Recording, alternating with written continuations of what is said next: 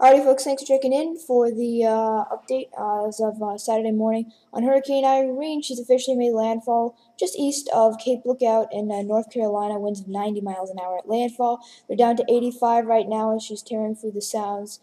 Pamlico Sound. This radar image is kind of old, but she's tearing through Pamlico Sound right now. Hurricane force winds for a lot of folks in eastern North Carolina, even as far west as Greenville. We've had wind gusts up to 110 miles per hour. So I'm expecting typical Category 2 impacts just because the center is so large with the storm. So just think one category higher on what you see. And I'm still expecting a hurricane landfall on Long Island. And we'll talk about that in just a bit. But let's take a look right now at the latest infrared satellite imagery.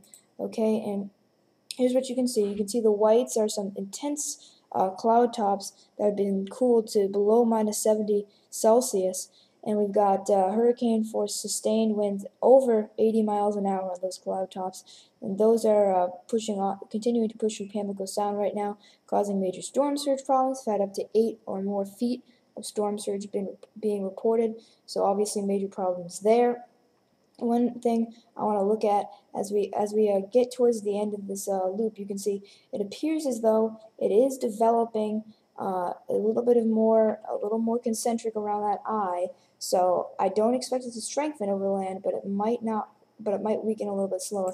Current wind fields, we've got tropical storm force winds that have been spreading through the southern mid-Atlantic through the day. They're in southeast Virginia. They're back through the eastern north. Well, at this point, most of eastern North Carolina is seeing at least hurricane force wind gusts, to be honest, as this thing tears through. And the hurricane force sustained winds are pushing through places like New Bern, back through Greenfield, of course, Cape Lookout, where the eye is actually moving over in yellow. And what's going to happen is, in terms of the track of the storm, we're going to see it pushing up towards, I'd say, a landfall right near New Haven, Connecticut. And the strong winds are going to be on the east side. The heavy rain is going to be on the west side. If you're on the west side, worry about the rain. The east, worry about the winds. And there's still, not to say that there won't be some damaging waves, and not to say that some damaging winds on the west side. Not to say that there won't be heavy rain on the east side. There will be, but that's the general idea of things. Here is wind gusts on the east side of the storm. I'd say that we have wind gusts at probably about 105 miles an hour at their peak right now. And then as we continue to watch the storm, its wind gusts do diminish as it pushes closer to New England. It should come onto Long Island with wind gusts of at least 80 to 90 miles an hour, and then come back on in through southern New England with wind gusts of 60 to 80 miles an hour. That's obviously going to cause major tree damage and power lines down, so probably I'm looking at widespread power outages, although I'm not looking at a major threat for structural damage as we were potentially looking at earlier this week, which is great news. This is supposed to be a Cat 3, now it's a Cat 1. Should stay a Cat 1 up the eastern seaboard, but still, this is definitely good news. Let's take a look at the sustained winds. Of course, 6 to 12 inches of rain on the west side. Major flooding for the Housatonic River back from northern New England. There should be major street and stream flooding.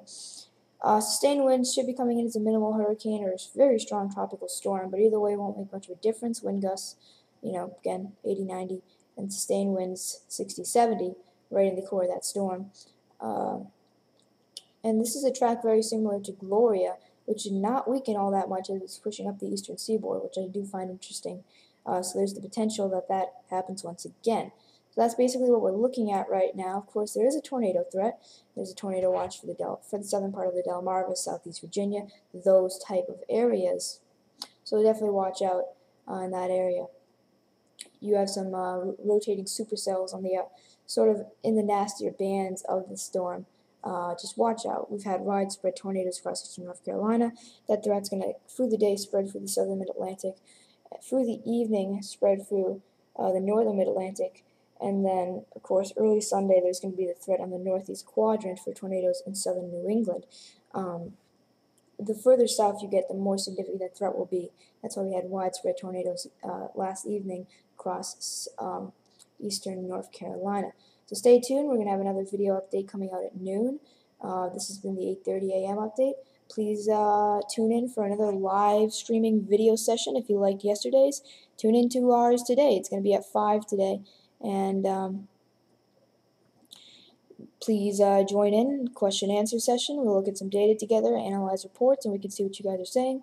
Tomorrow I'll be chasing it. I'm heading to the south coast of Connecticut because the ferry service shut down to Long Island, so I'll be showing you footage from that area that I take, and I'll also be I think I'll be able to even live stream chase footage for the first ever time on Stormtopia.com, which will be very cool. So stay tuned, folks. It's going to be a lot of fun. Of course, this is going to have major impacts, but it's not as bad as originally thought. Alright, that's it for now, folks.